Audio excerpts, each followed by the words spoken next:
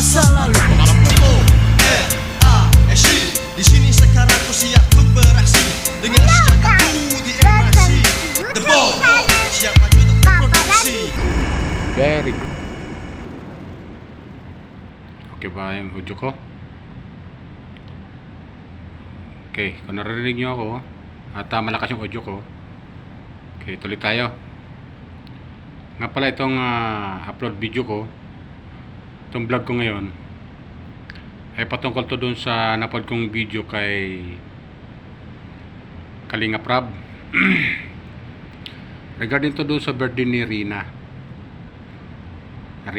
Si Rina yung kailang alaga do, yung kailang kung tawagin ay unang prinsesa ng Kalingap. Itong si Rina. Batiin ko lang po naman kayo ng magandang gabi, magandang umaga, at magandang tanghali. Saan man kayo panig na mundo naroon, sana po nasa mabuti ko yung kalagayan at malayo sa karamdaman. Okay? Welcome po pala kayo sa aking YouTube channel, Randy Chinel. Paki-subscribe, like, and share sa aking mga video upload. Okay? So, ayan, tuloy tayo. Nga pala, itong upload ko ay regarding to doon sa kay Rina nga. Tuloy tayo. Kasi napad ko yung video upload ni Kalingap Rab. So, sa birthday ni Rina. Grabe, ang bongga. Ang bongga talaga. Nakakatuwa dahil na itong si Rina ay 16 years old na. Sweet 16 ika nga. Di ba? Ang saya lang. So, yun nga. Sa nakita ko, talaga grabe yung pag-aalaga ng Kalingap kay Rina. Grabe, sobra. Talagang unti-unti na siyang gumagaling. Unti-unti na siyang gumagaling at yun nga, nakikita ko sa kanya, may improvement naman sa pag-aalaga ni Ate Roda. Mix vlog. Shoutout sa iyo Kalingap Rab, Ate Roda, shoutout sa inyo. Sa Kalingap team lahat. Shoutout sa inyo lahat ng mga Kalingap team. Lalo kay sa founder ng Kalingap, si Kuya Bal, Ate Edna, at saka si Ate Jack. Okay? Yun. Grabe. Nakakatuwa pagmasdan itong si Rina. At sobrang ganda na bata itong si Rina. Wow! Princess kung tawagin talaga ng mga supporter, mga subscriber ni Kalingap Rab, mga sponsor, ang tawag na kay Rina ay Princess Rina. Diba? Ang saya lang pakinggan, ang saya lang basahin yung mga comment. At lahat, lahat ay tuwan-tuwa at pabor kay Rina. Talagang inalagaan talaga nila Kalingap Rab si Rina. At hindi lang yan. Diba, pinapag-aral pa siya. At may tutor pa. Wow! Diba? Nakakatuwa lang mga subscriber ko, mga viewers ko. Nakakatuwa lang si Rina. Masaya na sana gumaling itong batang ito at bumalik na sa normal. Hagad natin na ganun ang mangyari sa buhay ni Rina. Ang isang nakakatuwa doon, ang dami niyang mga regalo. Grabe, hindi lang basta-basta regalo ha. Sa kasaysayan ng Kalingap na napapanood ko, si Rina ang pinakamaraming natanggap na regalo sa birthday na ginaganap ng Kalingap para kay Rina. Sa lahat ng mga beneficiary nila, si Rina ang pinakabongga at maraming nag-sponsor talaga. Grabe, di matatawaran, sobra. Nakakatuwa lang si Rina.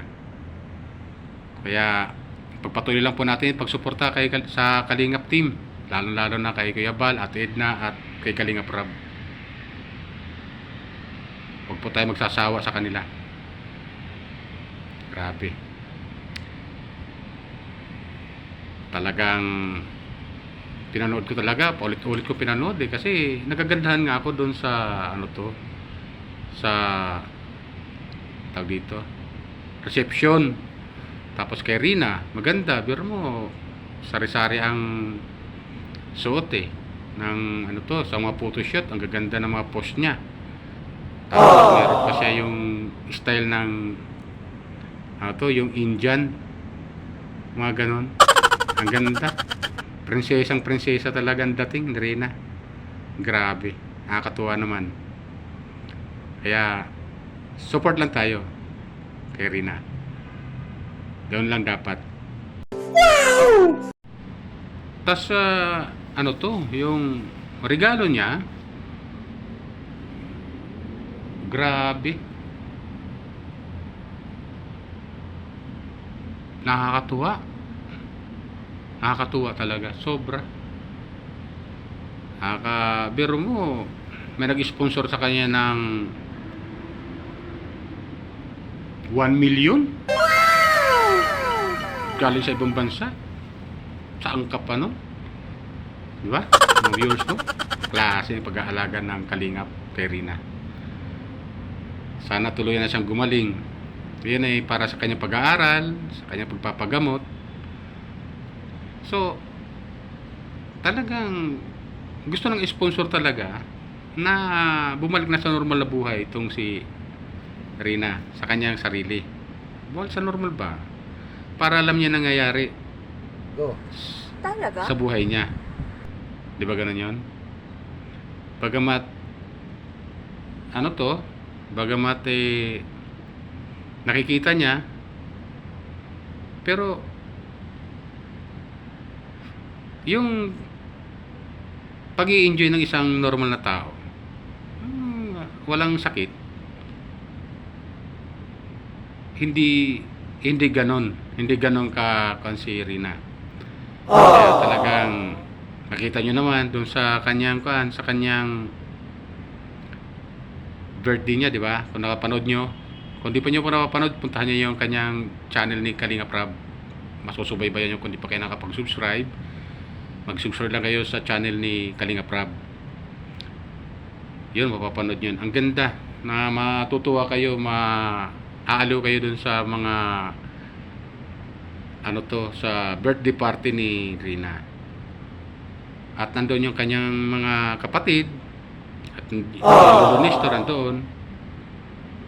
nandoon, nakasuporta pa rin, nandoon pa rin. Talagang sabi nga ni Kuya Bal doon sa kanyang upload, si Rina ang milyonarya sa mga beneficiary sa kasalukuyan ng Kalingap. Di ba ganun yun? Nakakatuwa lang talaga. Sana tuloy-tuloy na sana yung paggaling na Rina.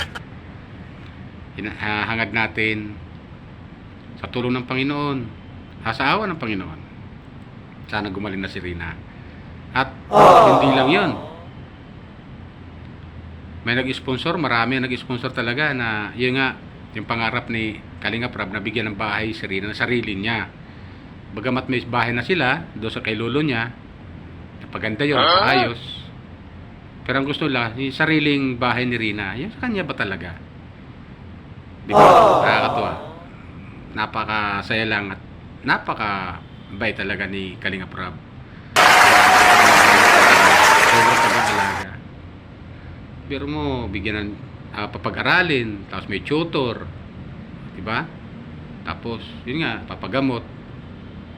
Pero ngayon, dahil nga may nagregalo sa kanya ng 1 million para sa pagpapagamot at sa pag-aaral niya hanggang kolehiyo, pag bumalik na sa normal si Rina, para na mapil niya o maranasan naman niya yung buhay ng isang normal na tao at walang sakit. Di ba ganun yun? Para mag-enjoy naman siya. So, yun nga, nakakatuwa lang talaga. At salamat din sa mga K-Boys na tumutulong kay Kalinga Prab sa kanyang team, salamat din. At nandun din yung mga Kalingap Angel. Nakita ko lang doon, 3 lang eh. Si Midit, si Beyonce, at saka si Roseanne. Siguro yung iba kasi mga estudyante yun. Baka may pasok pa sa school. Mga ganon. Kaya, eto pa, no? Nandun yung suporta ng Kalingap Angel. Kasi, kung malalaman nyo mga Kalingap, mga Kalingap, kung malalaman nyo, si Rina yung unang-unang Kalingap Angel. Siya yung unang-unang Kalingap Angel. At sumunod na tong si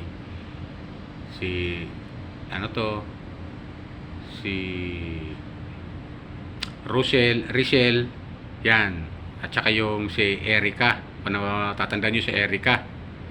Sinayang ni Erica yung pagkakataon eh. Sinayang. Oh no! Nakakapanghinayang din si Erica eh. Ito paano. Pero, gano'n po masabi ni Kalingap Rab, basta ayaw na magpa-vlog, nirespeto naman niya yun. Tama lang si Kalingap Rab na nirespeto niya yung desisyon ni Erica. Di ba? Ganun yun. What? Pero, magkaganon pa man, mga viewers ko, subscriber ko, magkaganon pa man, mas lalong dumami yung Kalingap Angel. Dumami sila. Tapos ito nga, magkakaroon ng batch 2. Nakalingap uli, Kalingap Angel, batch 2. Diba ang galing ng strategy ni Kalingap Rab? Kaya, naisip niya yan, yung ganang strategy. Naisip niya yan. Napakaganda ng kanyang strategy. Para nga naman, yung views doon, ay makatulong sa mga beneficiary niya na tutulungan pa. Na darating pa mga beneficiary niya na may scout pa nila. At yun nga, yung ginagawa ni Kalingap Rab, para may papagawa, para kung may papagawang bahay man, itong kukunin sa views na yun. Kaya ang galing, di ba? Napakagaling ng strategy ni Kalingap Rab. Bilib din ako tayo Kalingap Rab. Matalinong bata talaga. Sobra. Napakatalinong batang ito. Shoutout sa'yo Kalingap Rab ha. Pagpatuloy mo lang yung ganyang adhikain. Pagiging charity vlogger. Kayong mga charity vlogger, lalo-lalo ka na Kalingap Rab at saka si Pugong Piero. Kayo yung mga sinusubaybayan ko eh ng mga charity vlogger eh. Nakakatuwa lang kayo talagang. Nararamdaman namin yung sinseridad sa pagiging isang charity vlogger. Nga pala mga viewers ko, paalala ko lang po sa inyo. Huwag po tayo baka pagkamalian nyo po ako. Ang totoo niyan, hindi po ako official na commentator o reactor ng Kalingap. Ito ay ginagawa kong aking pagre-react sa napapanood kong video upload nila bilang isang viewers o silent viewers, bilang isang subscriber. Kasi nakasubscribe ako sa kanila, siyempre papasok yan sa aking sa aking tawag dito, sa aking cellphone. Ganun yun eh, di ba? Papasok yan kasi nakakuan nga ako. Lalo-lalo eh.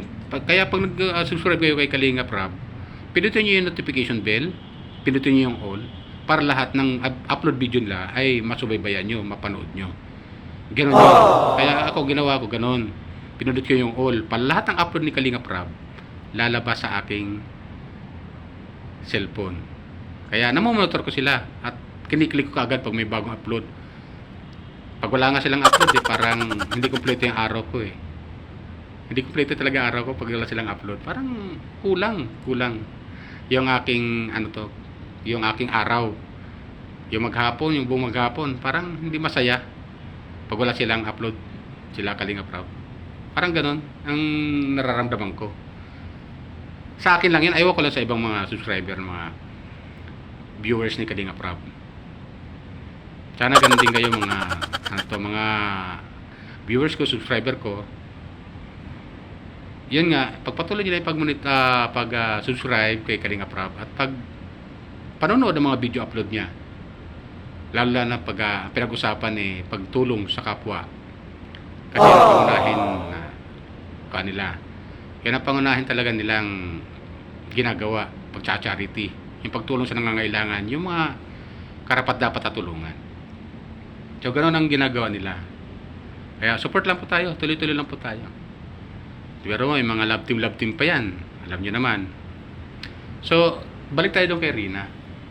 Mga viewers ko, subscriber ko. Balik tayo doon. Mayroon nag-sponsor sa kanya na marami nag-sponsor para sa pagpapagawa ng bahay niya. At umabot nga ito ng 500,000. So, sa mga salita, ang natanggap ni Rina ng birthday niya, 1.5 million. At pagkikita niyo doon kay Kalinga Prab.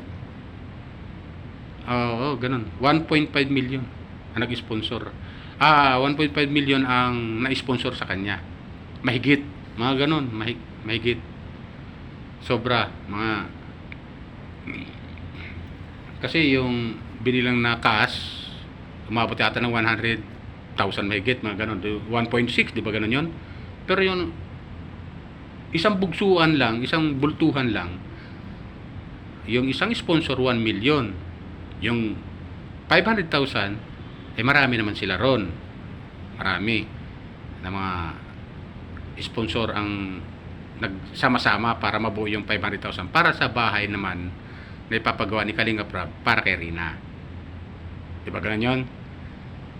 Kaya nakakatuwa. Believe din ako talaga kay Kalinga Prab. So, sobrang suporta talaga kay kay Rina. Sobrang maalaga. At totoo naman yung sinasabi ni Kalinga Prab. Isa si Rina sa nagpataas ng kanyang mga subscriber dahil maraming nanood.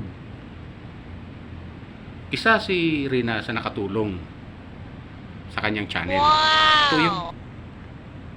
Totoo yun. Dahil nasubaybayan ko yung kanyang Galing niya. Simula sa umpisa pa. Nakakatuwa lang, mga viewers ko, subscriber ko. Kaya, suportahan natin yung Kalingap. Sa pangunguna ni Kuya Bal Santos Matubang, Ate Edna, Ate Kuya Rab, at Ate Jack. Ganun. Tuloy-tuloy lang po tayo suporta sa kanila. Tama. At, muli, paalala ko lang ulit, paki-subscribe, like, and share sa aking YouTube channel. Pag nagustuhan nyo yung aking comment, doon sa reaction, comment at saka reaction doon sa upload video ni Kalinga Prab. Nakakatuwa lang. Masaya lang ang puso ko bilang isang viewers pag nakikita ko yung development at nakikita naman natin na itong si Rina ay unti-unti na siyang gumagaling. Sana lubusan na siyang gumaling sa awa ng Panginoon. Diba ganun yun? At sa tulong na rin nila Kalinga Prab. Ganun yun. Para mabuo ang isang Rina na makita nating bumalik sa normal na buhay. Diba ganun yun? At sa tulong na rin sa paggabay na rin ni Ate Roda, salamat sa iyo Ate Roda sa paggabay mo kay Rina. Sa pagtulong mo sa kanya, walang sawa. Sinabi mo pa nga, napanood ko sa upload mo na minsan, napanood ko dun sa upload ni Kalinga Prab na minsan in-interview kasi siya ng K-Boys on Mission. Minsan muntik niya ng sukuan si Rina. Muntik niya ng sukuan, pero ganun pa man dahil nga ang purpose nga niya ay makatulong bilang isang charity vlogger, kasi charity vlogger dito si Ate Roda charity vlogger din. Bilang charity vlogger din at may partner ng Kalingap, ginagawa niya yung best niya para kay Rina. At yun nga, nakikita naman natin yung resulta.